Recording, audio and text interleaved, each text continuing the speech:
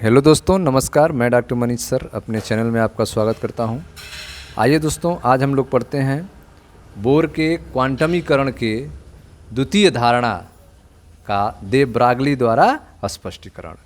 Bore ने अपनी जो धारणा प्रस्तुत की थी, जो बातें कही थी, उनको ब्रागली के द्वारा समझाया गया है। उसी के बारे में हम लोग पढ़ेंगे इस टॉपिक में।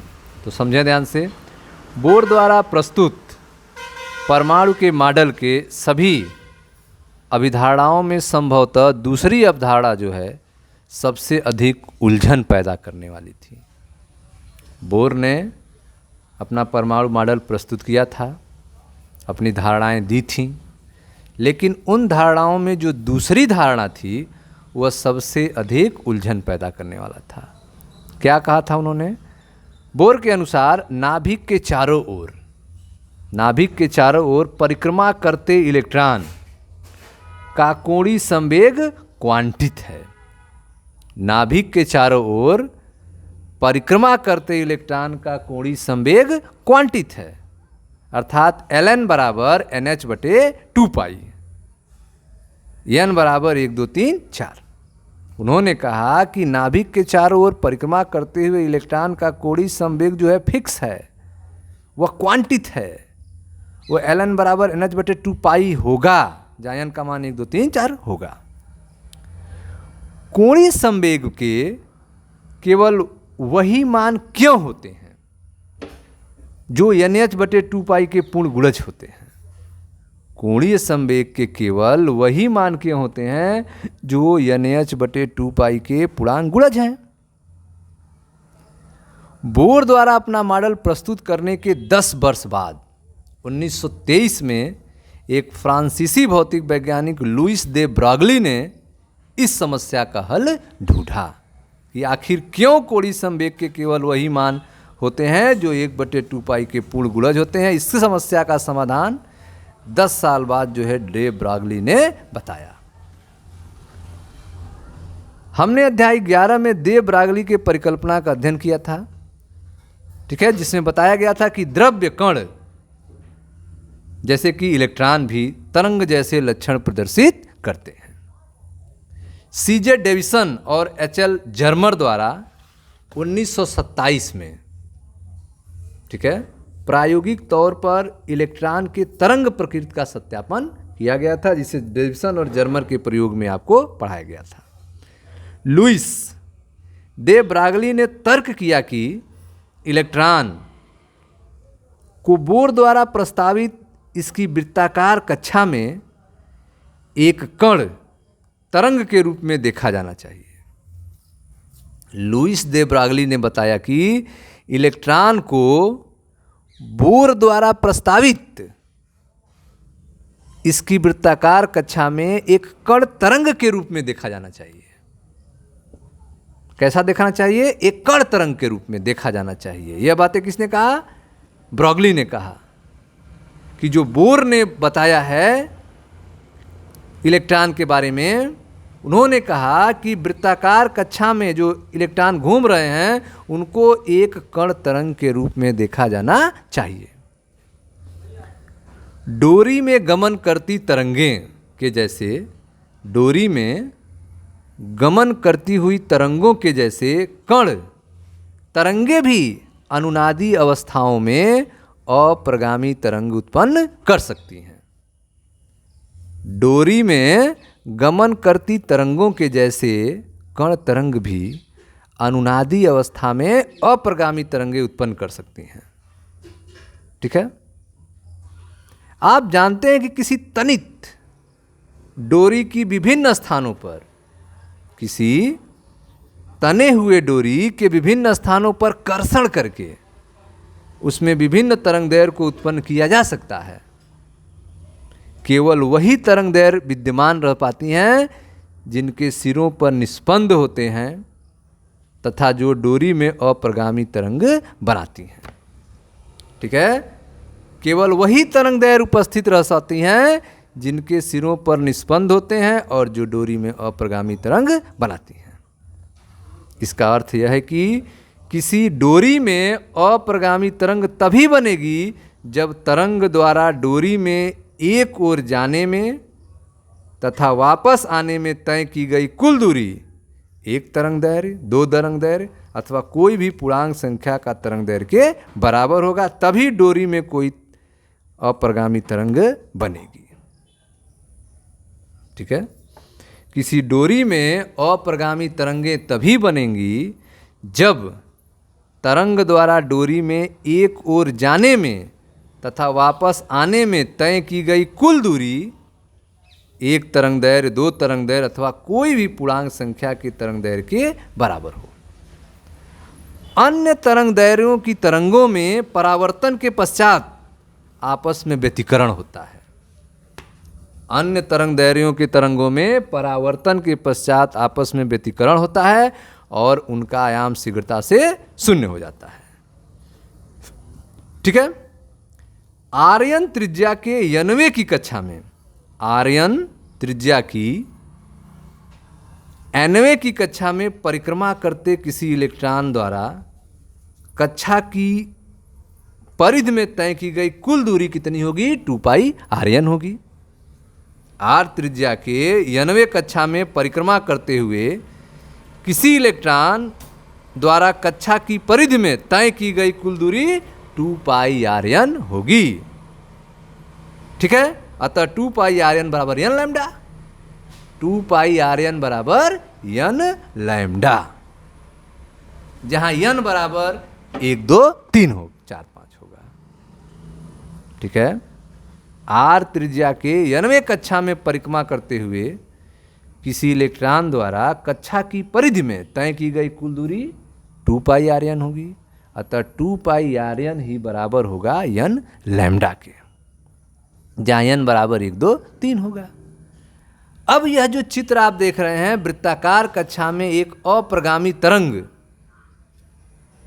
यहाँ पे दर्शाया गया है। वृत्ताकार कक्षा में एक अप्रगामी तरंग दर्शाया गया है, जहाँ पर कक्षा की परिधि में 4 देवरागली तरंग आती हैं। कक्षा के परिधि में कितने देवरागली तरंग आ रही हैं? 4। देखें, नाभिक है, नाभिक से r दूरी पर यह कक्षाएं बनी हुई हैं, इसमें 4 देवरागली तरंग हैं। यह पहला देवरागली तरंग है यहाँ से यहाँ तक, यह दूसरा देवरागली तरंग है, यह तीसरा है और यह चौथा है। एक देवरागली तरंग बनने में देखो, यहाँ से ऊपर से नीचे, फिर नीचे से ऊपर, ऊपर से नीचे, फिर नीचे से ऊपर, यह एक कंप्लीट हो गया लैम्डा। यह एक पहला तरंगदैर्घ्य हो गया, यह दूसरा हो गया, उसी तरह तीसरा हो गया और यह चौथा हो गया। तो आपने देखा कि किसी वृत्ताकार कक्षा पर जिसके लिए n बराबर 4 हैं, एक अप्रगामी कण तरंग दर्शाई गई हैं। इस प्रकार 2 पाई आर्यन बराबर n लैम्डा अर्थात 4 लैम्डा। किसी वृत्ताकार कक्षा पर जिसके लिए n बराबर 4 है, एक अप्रगामी कण तरंग दर्शाया गया है और उसके लिए 2 पाई आर्यन बराबर 4 लैम्डा होगा, जहाँ लैम्डा यनवे कक्षा में परिक्रमा करते हुए इलेक्ट्रॉन की देवरागली तरंगदैर्घ्य है। ठीक है, और आप जान रहे हैं कि लैम्डा बराबर h/p होता है, जहाँ p इलेक्ट्रॉन का संवेग होता है। यदि इलेक्ट्रॉन की चाल प्रकाश के चाल से बहुत कम है तो संवेग mvn होगा। उस कंडीशन में लैम्डा बराबर h/mvn होगा। अतः इस समीकरण में हम लिख सकते हैं 2 पाई आर्यन बराबर n लैम्डा की जगह h/mvn, 2 पाई आर्यन बराबर nh/mvn, अथवा त्रिय गुणा mv आर्यन बराबर nh/2 पाई, mv आर्यन बराबर nh/2 पाई। यह बोर द्वारा प्रस्तावित इलेक्ट्रॉन के कोणीय संवेग का क्वांटम प्रतिबंध है, mvn आर्यन बराबर nh/2 पाई। ठीक है, यह क्या है? यह बोर द्वारा प्रस्तावित इलेक्ट्रॉन के कोणीय संवेग का क्वांटम प्रतिबंध है। इस तरह से हमने देखा कि यह समीकरण जो है हाइड्रोजन परमाणु के ऊर्जा स्तरों तथा विविक्त कक्षाओं की व्याख्या करने का आधार है। इस प्रकार देवरागली की परिकल्पना जो है परिक्रामी इलेक्ट्रॉन के कोणीय संवेग के क्वांटमीकरण की बोर द्वारा प्रस्तावित द्वितीय अभिग्रहण के लिए व्याख्या प्रस्तुत करती है। इलेक्ट्रॉन की क्वांटम कक्षाएं जो हैं, इलेक्ट्रॉन की जो क्वांटित कक्षाएं हैं तथा ऊर्जा स्थितियां इलेक्ट्रॉन की तरंग प्रकृति के कारण हैं। इलेक्ट्रॉन की क्वांटित कक्षाएं तथा ऊर्जा जो हैं वह इलेक्ट्रॉन के तरंग प्रकृति के कारण हैं और केवल अनुनादी और प्रगामी तरंगें ही अवस्थित रह सकती हैं। बोर मॉडल जिसमें चिर प्रतिष्ठित प्रक्षेप पथ चित्रण अर्थात नाभिक के चारों ओर ग्रह जैसी कक्षाएं सम्मिलित हैं, हाइड्रोजन जैसे परमाणुओं अर्थात एकल इलेक्ट्रॉन के मुख्य लक्षणों मुख्य रूप से उत्सर्जित अथवा वर्णात्मक अवशोषित विकिरण की आवृत्तियां की उचित भविष्यवाणी करता है। तथा इस मॉडल की कुछ सीमाएं भी हैं, कुछ दोष भी हैं। जैसे बोर मॉडल जो है हाइड्रोजन जैसे परमाणुओं के लिए ही उपयुक्त है। बोर मॉडल हाइड्रोजन जैसे परमाणुओं के लिए ही उपयुक्त है। दो इलेक्ट्रॉन परमाणु जैसे कि हीलियम के लिए भी इसे प्रस्तावित नहीं किया जा सकता। हाइड्रोजन सम जैसे परमाणुओं के लिए बोर मॉडल को एक से अधिक इलेक्ट्रॉन वाले परमाणुओं के विश्लेषण के लिए प्रयोग करने के प्रयत्न किए गए, परंतु कोई सफलता प्राप्त नहीं हुई। कठिनाई यह है कि प्रत्येक इलेक्ट्रॉन केवल धनावेशित नाभिक से ही नहीं बल्कि दूसरे सभी इलेक्ट्रॉनों से भी अनुनिक्रिया करता है। यह समस्या है।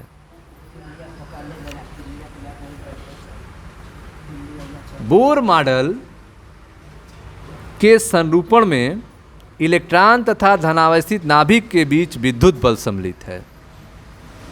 बोर मॉडल के संरूपण में इलेक्ट्रॉन तथा धन आवेशित नाभिक के बीच विद्युत बल सम्मिलित है। इसमें इलेक्ट्रॉनों के मध्य विद्युत बल शामिल नहीं है, जो कि बहु इलेक्ट्रॉन परमाणुओं में अवश्य रूप से प्रकट होता है। बोर मॉडल के संरूपण में इलेक्ट्रॉन और धन आवेशित नाभिक के बीच विद्युत बल सम्मिलित है। इसमें इलेक्ट्रॉनों के मध्य विद्युत बल सम्मिलित नहीं है, जो बहु इलेक्ट्रॉन परमाणुओं में अवश्य रूप से प्रकट होते हैं। दूसरा दोष, बोर मॉडल हाइड्रोजन जैसे परमाणुओं द्वारा उत्सर्जित प्रकाश की आवृत्तियों की सही भविष्यवाणी करता है, फिर भी यह स्पेक्ट्रम में आवृत्तियों की अपेक्षित तीव्रताओं की व्याख्या नहीं कर पाता है। यह स्पेक्ट्रम में आवृत्तियों की आपेक्षिक तीव्रताओं की व्याख्या नहीं कर पाता है। हाइड्रोजन के उत्सर्जन स्पेक्ट्रम में कुछ दृश्य आवृत्तियों की तीव्रताएं क्षीण होती हैं, जबकि दूसरी आवृत्तियों की तीव्रताएं प्रबल होती हैं। ऐसा क्यों होता है? प्रायोगिक परीक्षण दर्शाते हैं कि कुछ संक्रमण दूसरे की अपेक्षा अधिक स्वीकार्य हैं। बोर मॉडल विभिन्न संक्रमणों की विभिन्न तीव्रताओं की व्याख्या करने में असमर्थ है। ठीक है, बोर मॉडल जो है परमाणु के परिष्कृत चित्र प्रस्तुत करता है तथा इसकी जटिल परमाणुओं के लिए व्यापीकरण नहीं किया जा सकता। बोर परमाणु मॉडल का परिष्कृत चित्र जो है, बोर मॉडल परमाणु का परिष्कृत चित्र प्रस्तुत करता है तथा इसका जटिल परमाणुओं के लिए व्यापीकरण नहीं किया जा सकता। जटिल परमाणुओं के लिए हमें क्वांटम यांत्रिकी पर आधारित एक नए मूलभूत सिद्धांत का उपयोग करना होगा, जो परमाणु संरचना का अधिक पूर्ण चित्र प्रस्तुत करता है। ठीक है, तो आप देख रहे हैं कि जटिल परमाणुओं की व्याख्या जो है क्वांटम यांत्रिकी पर करना होगा, क्वांटम मैकेनिक्स के आधार पर समझाना होगा, जो परमाणु संरचना का अधिक पूर्ण चित्र प्रस्तुत करता है। ओके स्टूडेंट्स, तो यह था आपका बोर के क्वांटमीकरण के द्वितीय धारणा का देव ब्रागली द्वारा स्पष्टीकरण। Thank you.